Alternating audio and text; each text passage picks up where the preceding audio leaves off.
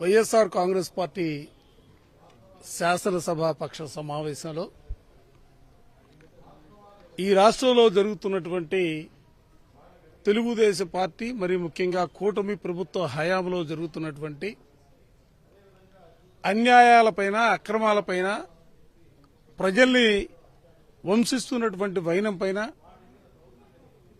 దాంతోపాటుగా తెలుగుదేశానికి సంబంధించినటువంటి నాయకులు ప్రభుత్వాన్ని అడ్డం పెట్టుకుని దోచుకుంటున్నటువంటి వైనం పైన ప్రజల పక్షాన పోరాటం చేయాలని మా నాయకుడు పార్టీ అధ్యక్షులు జగన్మోహన్ రెడ్డి గారు మా అందరికి కూడా దిశానిర్దేశం చేయటం జరిగింది. దానిలో భాగంగా ఎవరు ఏ సబ్జెక్టు తీసుకున్నా కూడా ఆ సబ్జెక్ట్ వారీగా అవగాహన చేసుకుని అంకెల రూపంలో సభలో మాట్లాడటమే కాకుండా ప్రజలకు కూడా అర్థమయ్యే రీతిలో ఆధారాలు సాక్ష్యాలు చూపించాలని మండల్లో వైఎస్ఆర్ కాంగ్రెస్ పార్టీకి ఉన్నటువంటి నెంబర్ని ఆధారంగా చేసుకుని ప్రభుత్వం చెప్పే అబద్దాలని అడుగడుగునా కూడా అడ్డుకట్ట వేసే విధంగా అందరూ కూడా సబ్జెక్ట్ మీద మంచి అవగాహన తెచ్చుకోమని చెప్పి అధ్యక్షుల వారు చెప్పడం జరిగింది. అంటే ఎవరు ఏ సబ్జెక్టు తీసుకున్నా కూడా బెటర్గా ప్రజెంట్ చేయగలిగినటువంటి పరిస్థితుల్లో, ఎందుకంటే గతంలో వైఎస్ఆర్ కాంగ్రెస్ పార్టీ పరిపాలన చేసినటువంటి 5 సంవత్సరాల కాలానికి సంబంధించి కానీ ఈ 18 నెలల కాలంలో ఈ ప్రభుత్వం ఈ రాష్ట్రంలో చేసిన పరిపాలనకు సంబంధించి కానీ అన్ని రంగాలకు సంబంధించి విద్యకు తీసుకున్నా, వైద్యానికి తీసుకున్నా, వ్యవసాయానికి తీసుకున్నా, మహిళలకు సంబంధించుకున్నా అన్ని కూడా సంఖ్యాపరంగా ఉన్నటువంటి పరిస్థితులు. వాటన్నిటిని కూడా శాసన మండలి వేదికగా ప్రజలకు అర్థమయ్యే రీతిలో ప్రస్ఫుటంగా మాట్లాడాలని చెప్పి దిశని నిర్దేశించడం జరిగింది. ఈ మధ్యకాలంలో చూసాం, ఈ రాష్ట్రంలో ఎవరైతే ఈ ప్రభుత్వాన్ని ప్రశ్నిస్తా ఉన్నారో ప్రశ్నిస్తున్నటువంటి ప్రతి గొంతును కూడా నొక్కడానికి చేస్తున్నటువంటి ప్రయత్నాలు, వ్యవస్థలను అడ్డు పెట్టుకుని ప్రభుత్వం సాగిస్తున్నటువంటి అన్యాయమైన పోకడల్ని ఎండగట్టాలని, ఈ మధ్యకాలంలో ప్రభుత్వ వైఫల్యాలు మరల్చడానికి సంబంధించి తిరుపతికి సంబంధించినటువంటి లడ్డు వ్యవహారంలో కూడా వాళ్ళు పాటుపడుతున్నటువంటి అన్యాయమే. ఉపాధి హామీ పనికి చెప్తున్నారు, కానీ కరువు పని 100 రోజులు జరిపాల్సింటే కనీసం పోయిన సంవత్సరం 52 రోజులు కూడా నడవలేదు. ఎంత ఘోరంగా తయారైంది అంటే ఉపాధి హామీ చట్టము, ఉపాధి హామీ ఈ పథకంలో ఉన్న వాళ్ళను ఒకే సంవత్సరంలో, నిన్న సంవత్సరంలో 2025లో ఏకంగా 18.5 లక్షల జాబ్ కార్డులు ఒకేసారి తొలగించేశారు మన రాష్ట్రంలో. అంటే ఇక ఉపాధి హామీ పని ఉండటానికి వీల్లేదు, అవసరం లేదు, ఉపాధి హామీ అవసరమే లేదు మన ప్రజలకు అన్న రీతిలో పాలకులు వ్యవహరిస్తున్నారు. ఉపాధి హామీ చట్టానికి మహాత్మా గాంధీ పేరు పెట్టింది కాంగ్రెస్ పార్టీ. కానీ ఇది చట్టాన్ని తీసేయాలి అని, మహాత్మా గాంధీ పేరును తీసేయాలి అని బీజేపీ పార్టీ ఒక కొత్త చట్టం విబి గ్రామ్ అనే బీజేపీ పార్టీ ఉపాధి హామీ చట్టాన్ని అమలు చేయాలని చూస్తుంది. ఇంకొక 6 నెలల్లో అది అమలు అవుతుందట. ఇది వరకు ఉపాధి హామీ చట్టం, కాంగ్రెస్ పార్టీ తెచ్చిన ఉపాధి హామీ చట్టంలో 100 రోజుల పాటు ఎవరైనా గ్రామస్తులు మాకు పని కావాలి అని అడిగితే గ్రామంలో పని కల్పించాలి, చేసిన పనికి 15 రోజుల్లో వేతనాలు ఇవ్వాలి అన్నది చట్టం. ఇది వరకు గ్రామంలో ఏదైనా పనులు అవసరమైతే ఉపాధి హామీ పని దానికి వాడుకునేవాళ్ళు. అంటే గ్రామాలలో గ్రామ సభలు పెట్టి గ్రామ పంచాయతీలో ఆ ఊరికి రోడ్డు కావాలనా, లేక బావి కావాలనా, పూడిక తీయాలనా, లేక గట్టు వేయాలనా, చైన్లో పని చేయాలనా అన్నది ఏ అవసరం ఉంది ఆ గ్రామానికి అని చూసి ఆ గ్రామానికి కావాల్సిన పనులు ఉపాధి హామీ చట్టంలో అమలు చేసేవాళ్ళు, దానికోసమని గ్రామస్తులు వెళ్లి పని చేసేవాళ్ళు, దానికి వచ్చిన కూలీతో 4 కుటుంబాలు బ్రతికేవి. కానీ ఇప్పుడు బీజేపీ పార్టీ తెచ్చే ఈ కొత్త చట్టంలో ఇక గ్రామాలకు ఈ అధికారం ఉండదు, గ్రామాల పనులో అభివృద్ధి ఉండదు. ఇప్పుడు బీజేపీ తెచ్చే కొత్త చట్టంలో వాళ్ళు చెప్తారట ఎక్కడికి వెళ్ళు పని చేయాలి అని. అంటే పక్కన ఒక రోడ్డు వర్క్ జరుగుతున్నా, లేకపోతే ఒక ప్రాజెక్ట్ వర్క్ జరుగుతున్నా ఆ కాంట్రాక్టర్ కిందికి వెళ్లి మీరు అందరూ పని చేయండి అని చెప్పే ఉద్దేశంలో ఉన్నారు బీజేపీ నాయకులు. అంటే ఇక గ్రామాల జరిగే పనులు గ్రామ అభివృద్ధి కోసం జరగవు, కానీ ఆ కాంట్రాక్టర్ కు లేబర్ సప్లై చేయడానికి మాత్రం ఈ గ్రామస్తులందరూ వెళ్లి పని చేయాలి, ఉపాధి హామీ జీతం కూలీ రావాలి అంటే. ఇలా 1 కాదు 2 కాదు ఎన్నో రకాలుగా ఉపాధి హామీ పథకాన్ని కూనీ చేయాలని చూస్తుంది బీజేపీ పార్టీ. పైగా వాళ్ళు చెప్తున్న మాట, కాంగ్రెస్ పార్టీ 100 రోజులే ఇచ్చింది, మేము 125 రోజులు ఇస్తాము అని చెప్తున్నారు. ఇది పచ్చి అబద్ధం. 100 రోజులని చెప్తున్నా కూడా ఎక్కడే గాని 100 రోజులు పని ఇచ్చిన పాపాన పోలేదు. పోయిన సంవత్సరం చూసుకున్నా కేవలం 52 రోజులు మాత్రమే పని ఇచ్చారు. కేవలం 52 రోజులు ఉపాధి హామీ పని ఇచ్చిన వాళ్ళు మేము 125 రోజులు పని ఇస్తాము అంటే నమ్మడానికి మీరు గొర్రెలా, పిచ్చివాళ్ళ? ఆలోచన చేసుకోవాలి. 100 రోజులు కూడా పని ఇవ్వలేదు, 125 రోజులు పని ఇస్తాము అని చెప్తున్నారు కొత్త చట్టంలో. ఇది ఎవ్వరూ నమ్మొద్దండి, ఇది పచ్చి అబద్ధం. 125 రోజులు అన్నది పచ్చి బూటకం, పచ్చి మోసం. 125 రోజులు ఇచ్చే చిత్తశుద్ధి వీళ్లకు లేదు. 125 రోజులు పని ఇచ్చే చిత్తశుద్ధి ఉంటే కనీసం 100 రోజులైనా పని ఇచ్చేవాళ్ళు. అలా కాకుండా కేవలం 52 రోజులు చేద్దామని ఎన్రోల్మెంట్ మేము తెలుసు. 2004లో రోజు స్వర్గీయ రాజశేఖర రెడ్డి గారు ముఖ్యమంత్రి ఉన్నప్పుడే విశాఖపట్నంలో ఐటీ పార్క్ పెట్టాం, కొంతమంది భూములు ఇచ్చాం, పెద్ద పెద్ద కంపెనీలు తీసుకొచ్చాం. దాంతోపాటు ఇండస్ట్రియల్గా విశాఖపట్నాన్ని డెవలప్ చేయడానికి ఆ రోజే మేము ప్రారంభం చేస్తాం. అందులో నేను కూడా భాగస్వామి, నేను కూడా ఆ రోజు మంత్రిగా ఉన్నాను. ఈరోజు రియల్ ఎస్టేట్ సంస్థకు వచ్చి 99 పైసలకే భూములు ఇస్తామంటున్నారు.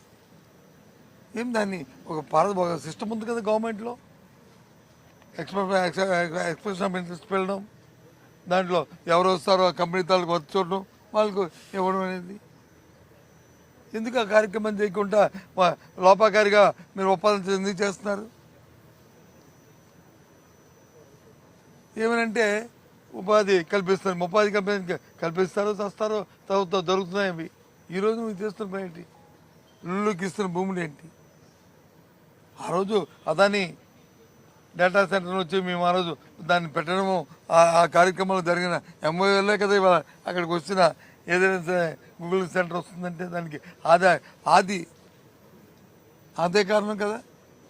రాష్ట్రపతి తెలియదు అనుకున్నారా? వాళ్ళే చెప్పారు, మేము కాదు. ఎవరైతే స్వయాన్న వాళ్ళు స్థాపించబోతున్నారో వాళ్ళే వచ్చి చెప్పారు ఆ మాటని. దాన్ని ఏమైనా మేమైనా అమ్మమ్మ మా వాళ్ళు అనుకుంటే మేము బోధాలు ఎగరేసుకెళ్ళలే కదా. ఏదైనా రాష్ట్ర అభివృద్ధి జరగాలి, రాష్ట్రంలో పారిశ్రామిక అభివృద్ధి జరగాలని మేము కోరుకున్నాం. ఎవరైనా సరే ముఖ్యమంత్రి కుటుంబ సభ్యులు వచ్చి ఇంత దోపిడీని 5,000 కోట్ల రూపాయలు సంబంధించిన భూములు ఇచ్చి ప్రయత్నం చేస్తారండి? ఆ అలగేసి చూస్తే ఏం చేస్తాం? నో, ఇది సాంప్రదాయం కాదని చెప్పి పక్క పెడతాం. స్వయంగా ఆ సంస్థ గీతం సంస్థ అధినేతే కాదు 5,000 కోట్లు కాదు 1,000 కోట్లు దాని అంటే 1,000 కోట్లు అంటే ఏమీ కాదు వాళ్ళకి. 1,000 కోట్లు అంటే ఏమీ కాదు వాళ్ళకి. ఆ రకంగా మొదటి ప్రశ్నకి సమాధానం కానీ రాష్ట్రపతి అందరినీ కోరుతున్నాను, చూడమంటున్నాను వాళ్ళ దానికి తత్వం ఉందో ఏ రకంగా దోపిడీ జరుగుతుంది ఈ రాష్ట్రంలో. ఇక రెండో ప్రశ్నకి వచ్చాం. సామాన్యులకి పెన్షన్ ఇచ్చే అంశం. 60 సంవత్సరాలు నిండిన వృద్ధులకి, మహిళలు కానీ పురుషులు కానీ ఎవరైతే అర్హత వాళ్ళకి పాటు ఎవరైతే భర్తలు చనిపోయినా భార్యలు ఎవరెత్తున్నారు, వితంతులు ఎవరెత్తున్నారో వాళ్ళకి. ప్రభుత్వం వచ్చి 19 నెలల కాలం అయింది. ఏ ఒక్కరికైనా ఇచ్చారా? కొత్త పెన్షన్ ఒకటి ఇచ్చారా అని అడిగాం. లేదు సమాధానం. ఎంతసేపు ఇప్పుడు ఎప్పుడు ఇస్తారంటే సమాధానం, ఇప్పుడు ఇస్తారని సమాధానం లేదు, ఇచ్చారంటే సమాధానం లేదు. ఇచ్చారంటే ఇవ్వలేదని చెప్పరు. పోనీ ఎప్పుడు ఇస్తారు అంటే ఇస్తాం, అందరికీ ఇస్తాం. ఎప్పుడు ఇస్తారంటే ఇస్తాం. ఈ రకమైన సమాధానం ఈ ప్రభుత్వం తాలూకా చిత్తశుద్ధి, ఈ ప్రభుత్వాల పరిపాలన విధానం ఏ విధంగా ఉందో రాష్ట్ర ప్రధానికి ఆలోచించమని కోరుతున్నాను. చాలా దురదృష్టం, చాలా ఇబ్బంది పడుతున్నారు ప్రజలందరూ కూడా ఈ పరిస్థితిలో. గవర్నర్ గారి ప్రసంగం మీద ఇప్పుడు డిస్కషన్ వచ్చింది. ఆ సభ్యులు మా అధికార పక్షం వాళ్ళు ఏం మాట్లాడారు, ఊరికే వాళ్ళు డంకా కొట్టుకున్నారు, డబ్బా కొట్టుకున్నారు. సరే అన్న, మా సభ్యుడు చంద్రశేఖర్ రెడ్డి మాట్లాడాడు. ఆయన మాట్లాడి చెప్తే అది కాదు అంటారు. అమ్మఒడి గురించి వచ్చింది, అదే ఇప్పుడేది దాన్ని తల్లికి వందనం. ఇప్పుడు ఉన్న ప్రభుత్వం పేరు మా ప్రభుత్వంలో మేము అమ్మఒడి పేరు. ఈ రోజున సిట్ ఛార్జ్ షీట్ లో ఆరోపణలు ఎదుర్కొంటున్నటువంటి premier dairy foods, agri foods 320 రూపాయలకే, 273 రూపాయలకే, 332 రూపాయలకే అనేక సార్లు 2013, 16, 16, 17, 17, 18, 18 దాదాపు 40 లక్షల కేజీల నెయ్యిని వాళ్ళు సరఫరా చేసినారు చంద్రబాబు గారి సమయంలోనే. అంటే ఆయన నోటికి తోచింది మాట్లాడటం. ఇప్పుడు ఒక ఆశ్చర్యకరమైన విషయం చెప్పబోతున్నా నేను. చంద్రబాబు గారి హెరిటేజ్ సంస్థ వెబ్సైట్ను తనిఖీ చేస్తే గౌరవ భువనేశ్వరి గారి ఫోటోతో సహా వారికి మ్యానుఫ్యాక్చరర్ ప్రోడక్ట్స్ చేసేటువంటి సంస్థలు ఎక్కడున్నాయి హెరిటేజ్ సంస్థకు సంబంధించి అంటే Indapur dairy and milk products limited అని చాలా స్పష్టంగా ఉన్నది. ఇది చాలా ఆశ్చర్యకరమైనటువంటి విషయాలు ఇప్పుడు బయటికి వస్తున్నాయి. అలాగే అమెజాన్లో వెబ్సైట్లో చూసినా కూడా స్పష్టంగా మ్యానుఫ్యాక్చర్డ్ బై ఇందాపూర్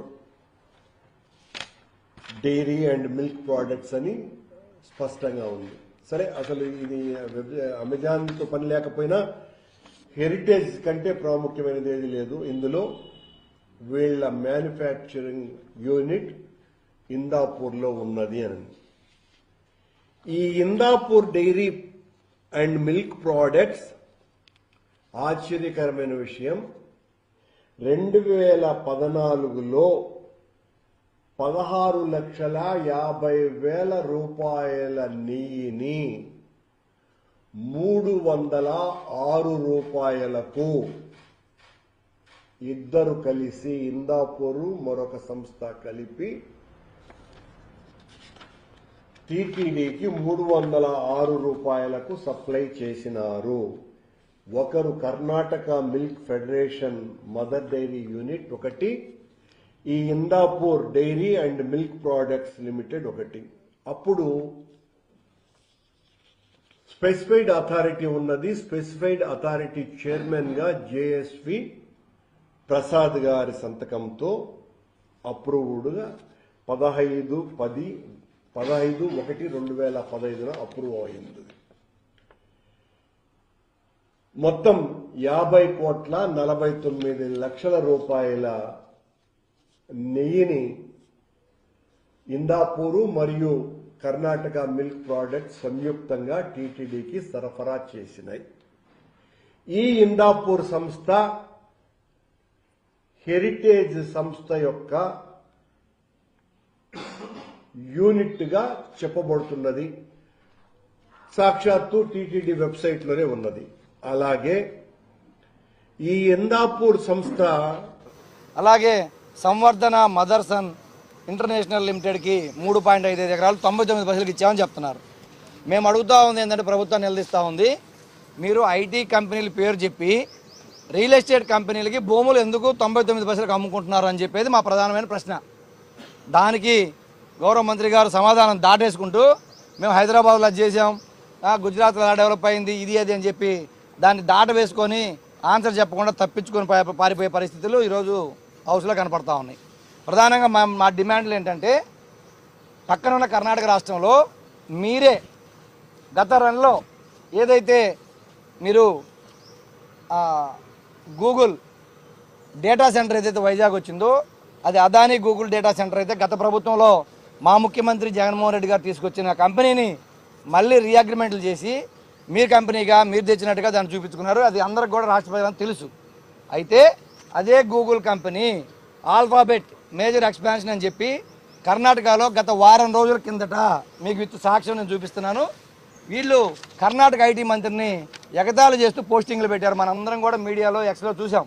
మేము సాధించాం, ఇండియాలో మేము సాధించాం గూగుల్ డేటా సెంటర్ అని చెప్పారు. కానీ ఉద్యోగాల కోసం వాళ్ళు ఆ రోజు గూగుల్ డేటా సెంటర్ని కానీ గూగుల్ని కానీ డిమాండ్ చేయకుండా, గతంలో మేము ఉద్యోగాలు కూడా కలిపి మేము ఇస్తే ఈరోజు ఉద్యోగాలను పక్కన పెట్టి ఓన్లీ డేటా సెంటర్కి భూములు ఇచ్చి కేవలం 200-300 ఉద్యోగాలు వచ్చే విధంగా మీరు అగ్రిమెంట్లు మార్చి ఆ కంపెనీకి మీరు అనుకూలంగా చేసిన పరిస్థితులు మనందరం కూడా చూసాం. కానీ మీరు ఏదైతే ట్వీట్ చేశారో మీ ట్వీట్కి రివెంజ్గా కర్ణాటక ఐటీ శాఖ మంత్రి మొన్న మళ్ళీ వాళ్ళు రివెంజ్గా ఒకటే చూడండి, 24 లక్షల స్క్వేర్ ఫీట్ స్పేస్ని లీజుకి తీసుకొని ప్రభుత్వం దగ్గర 20,000 సీటింగ్ కెపాసిటీ ఉండే బిల్డింగ్ లీజ్ తీసుకొని 20,000 ఉద్యోగాలు కర్ణాటకలో ఈరోజు గ్లోబల్ ఇది ఏదైతే గూగుల్ కంపెనీ ఆల్ఫాబెట్ అనే కంపెనీ వాళ్ళ సిస్టర్ కన్సర్న్ కంపెనీతో 20,000 ఉద్యోగాలు ఇస్తున్నట్టు కర్ణాటక మంత్రి ట్వీట్ చేస్తే మీ దగ్గర ఆన్సర్ లేదు. ఈరోజు పక్క రాష్ట్రాలను రెచ్చగొట్టుకొని వాళ్ళు ఉద్యోగాలు తీసుకెళ్తా ఉంటే మీరు ఇక్కడ భూములు అమ్ముకుంటా ఉన్నారని చెప్పి మేము అడుగుతా ఉన్నాం.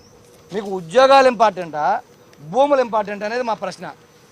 ఇందులో ముఖ్యంగా ప్రధానంగా పక్క రాష్ట్రాల్లో హైదరాబాద్లో కానీ బెంగళూరులో కానీ మీరు ఏదైతే 99 పైసల కంపెనీలకు ల్యాండ్ ఇస్తున్నారో అదే కంపెనీలు పోటీపడి 5 కోట్లకి 6 కోట్లకి 10 కోట్లకి ఐటీ కంపెనీల కోసం ప్రభుత్వం దగ్గర ల్యాండ్ కొనుక్కొని ఇవే కంపెనీలు అక్కడ ఉద్యోగాల కల్పన సృష్టిస్తూ ఉంటే మీరు 99 పైసలకి ఈ కంపెనీలకు భూములు ఇవ్వడంలో లోపల పరమార్థం ఏంటి అని చెప్పి మేము అడిగితే దాన్ని దాటేయడానికి మా మైకులు కట్ చేసి మమ్మల్ని మాట్లాడనీయకుండా వాళ్ళు డివేట్ చేసే పరిస్థితి ఈరోజు మేము చూస్తూ ఉన్నాం. ఇది మేము ఖండిస్తూ ఉన్నాం ప్రభుత్వాన్ని. ఇదే కాకుండా మీరు రహేజా కార్పొరేషన్ కంపెనీకి మీరు 27 ఎకరాలు వైజాగ్లో అంటే దాదాపు 1,000 కోట్ల రూపాయల ల్యాండ్ వాళ్ళ కంపెనీకి దారాదత్తం చేస్తే వాళ్ళు బిల్డింగ్లు కట్టుకొని అమ్ముకోవచ్చు అని చెప్పి ఈరోజు ఐటీ మంత్రి గారు స్వయంగా అక్కడ చెప్తా ఉన్నారు. బిల్డింగ్లు కట్టుకొని అమ్ముకునే